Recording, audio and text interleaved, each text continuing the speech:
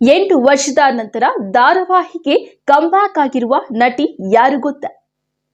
8 ವರ್ಷದ ಹಿಂದೆ ಉದಯ ವಾಹಿನಿಯಲ್ಲಿ ಪ್ರಸಾರವಾಗುತ್ತಿದ್ದ ಮುಂಗಾರು ಮಳೆ ಧಾರಾವಾಹಿಯಲ್ಲಿ ಈ ನಟಿ ನಟಿಸುತ್ತಿದ್ದರು. ಅಷ್ಟೇ ಅಲ್ಲದೆ ಪರಭಾಷೆಯಲ್ಲೂ ಸಹ ಈ ನಟಿ ನಟಿಸುತ್ತಿದ್ರು.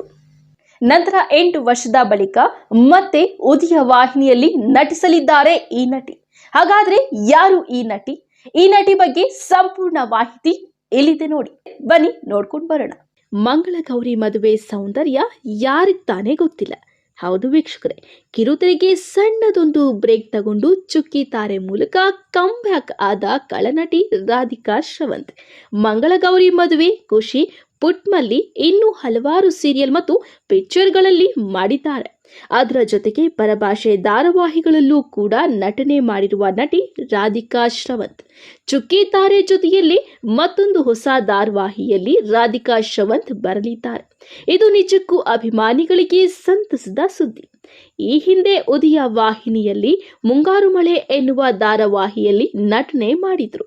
ಮುಂಗಾರು ಮಳೆ ಸಾಕಷ್ಟು ಹೆಸರನ್ನ ತಂದುಕೊಟ್ಟಿತ್ತು.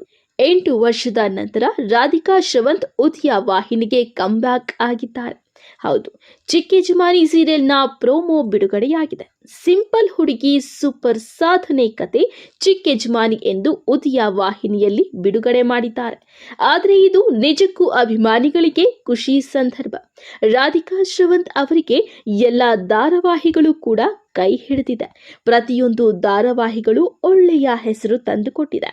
ರಾಧಿಕಾ ಶ್ರವಂತ್ ಅವರಿಗೆ ಆಲ್ ದಿ ಬೆಸ್ಟ್ ಟೈಮ್ 9 ವತಿಯಿಂದ.